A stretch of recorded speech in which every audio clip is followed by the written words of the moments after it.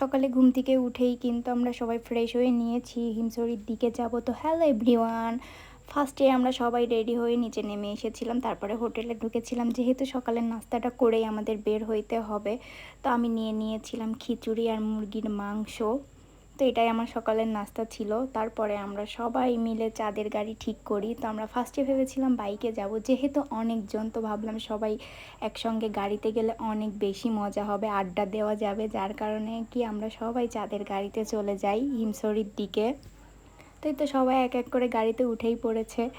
তো এই জায়গাটা আমার অনেক বেশি পছন্দ, ডলফিন মোড়, এখান থেকেই কিন্তু পুরো সমুদ্রটা দেখা যায়। তো আমি যেতে যেতে ফার্স্টেই দেখি এক সাইডে পাহাড়, এক সাইডে সমুদ্র। এই দৃশ্যটা যে আমার কত পরিমাণের ভালো লাগতেছিল, তো কি বলবো, আমার অনেক বেশি পছন্দ হয়েছে। আর আমরা তো সবাই গাড়িতে অনেক অনেক বেশি মজা করেছি, সবাই গান বাজনা করতে করতে যাচ্ছিলাম, গল্প করতে করতে। তো ফার্স্টে আমরা একটা জায়গাতে থেমে যাই। তো আমি কিন্তু এখানে অনেক কয়টা ভিডিও শ্যুট করেছি, আমার কিন্তু ভিডিও করতে অনেক বেশি ভালো লাগে। তার কিছুক্ষণ পরে আমরা হিমছড়িতে পৌঁছাই। কক্সবাজার থেকে হিমছড়ি মাত্র 12 কিলোমিটার দূরে। এটি কিন্তু একটি দারুণ পর্যটক কেন্দ্র।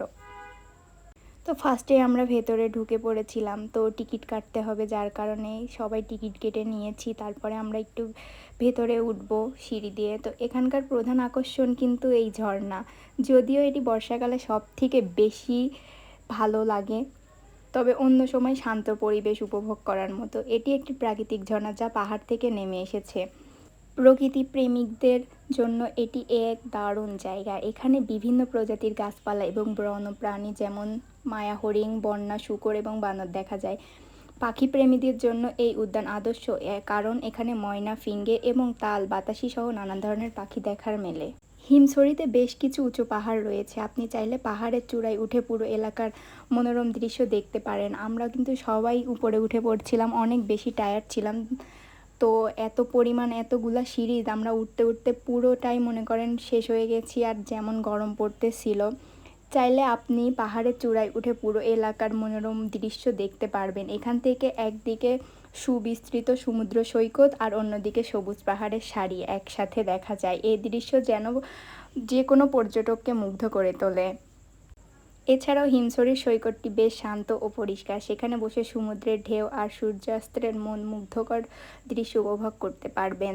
পাহাড়ের পাদদেশে একটি ছোট বার্মিজ মার্কেটও রয়েছে, যেখানে আপনি পছন্দের কিছু কেনাকাটা করতে পারবেন। তো আমার কিন্তু এই উপরে এসে অনেক বেশি ভালো লাগছিল এই পরিবেশটা দেখে। তো আমরা যেহেতু অনেকজন ছিলাম, আরও অনেক জায়গায় যাব, যার কারণে আমরা সবাই দেখা শেষেই নেমে চলে যাচ্ছিলাম।